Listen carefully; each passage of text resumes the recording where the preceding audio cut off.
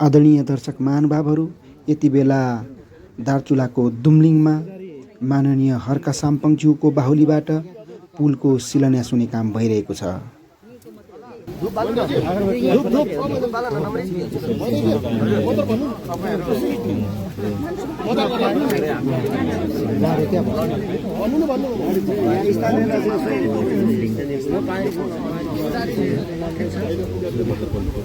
यति बेला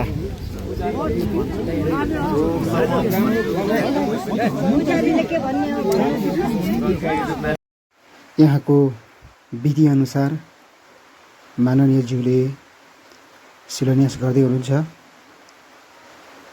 फाइनल्ली पुल बनिने भएपछि यहाँका जनताहरू एकदमै धेरै हर्षित र खुसी छन्।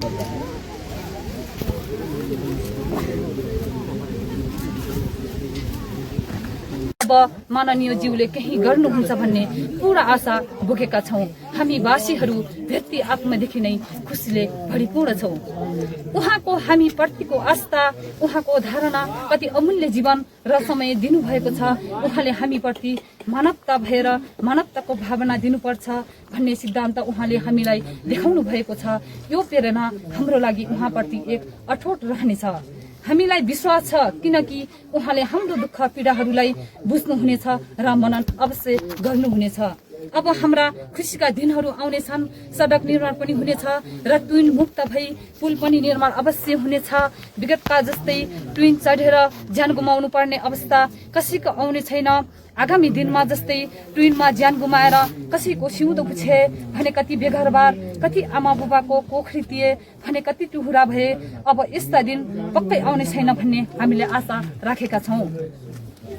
हामी दुम्लिङवासीको पीडा बुझेर हाम्रा आवाज सदन लगायत सामाजिक सञ्जालमा उठाउनु भएको छ। यो हजुरको आवाजप्रति हामी वासीहरू गर्व गर्छौं र मिडिया लगायत सम्पूर्ण दर्शक बहनप्रति पनि गर्व गर्छौं, किनकि हाम्रो यो दुर्गम ठाउँ दुम्लिङवासीको दुःख पीडा देशभर चिनाउनु भएको छ। अन्तमा उहाँ लगायत सम्पूर्ण उहाँका टिमहरू, जनप्रतिनिधिज्यूहरू, बुद्धिजीवी महानुभावहरूमा दुम्लिङवासीहरूको तर्फबाट तपाईहरूले गर्नुभएको यो योगदानप्रति गर्व गर्दै हजुरहरूको कार्यकालको कामना र कार्यकाल सफल रहोस्, सबै देवी देवताहरूले कल्याण र रक्षा गरून् भन्दै आउँदै गरेको नयाँ वर्षको हार्दिक मङ्गलमय शुभकामना व्यक्त गर्दछौँ। जय माटो, जय श्रमदाता। यहाँहरू समक्ष मैले र यहाँ दुम्लिङवासीहरूले आफ्नो पीडा एक पत्रमा ज्ञापन पत्र बुझाउने भन्नुभएको छ। एक ज्ञापन पत्रमा छ, पत्र पनि सुनाइदिन्छु। यहाँ वासीहरूको पीडा। आदरणीय माननीय ज्यू, हाम्रो दुम्लिङवासीको समस्याहरू यस प्रकार छन्। महाकाली नदीमा ट्विन मुक्त गरौं, किनकि यस दुम्लिङ बासिन्दाहरूले धेरै दुःख पीडा सहिरहेका छौं र दुम्लिङवासीहरू बढी जस्तो हाम्रो छिमेकी देश भारतमै निर्भर रहेका छन्। त्यसैले माननीय ज्यू, हाम्रो यो समस्यालाई समाधान तथा यो कुराको पहल गरिदिनु हुन हार्दिक अनुरोध गर्दछौं।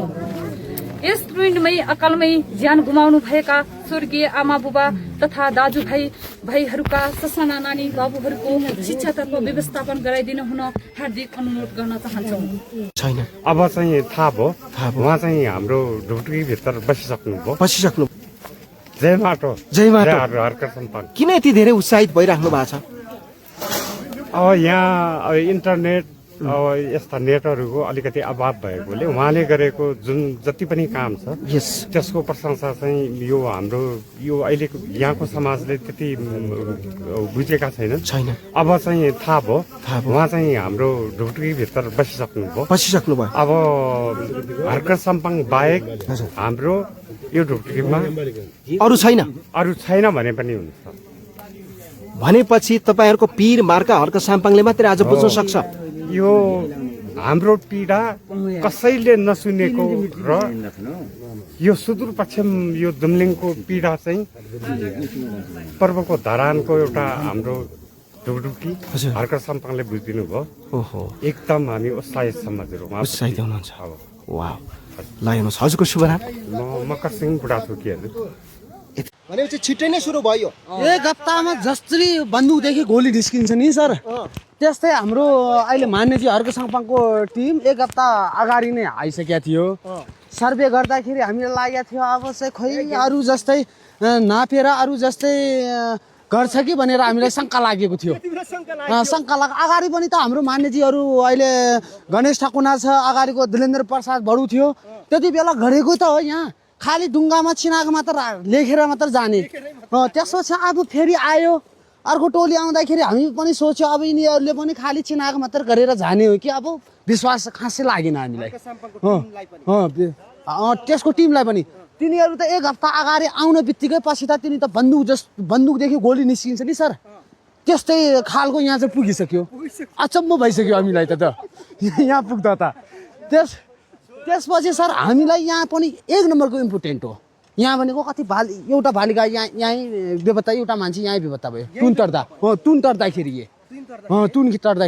त्यसको कारणले हामीले यहाँ चाहिँ इम्पोर्टेन्ट थियो। योभन्दा इम्पोर्टेन्ट त तल हो इन्डिया र नेपाल जोडिने झुलुङ्गे पुल महाकालीमा, अनि दोस्रोमा यो पक्का हो सर, पक्का हो।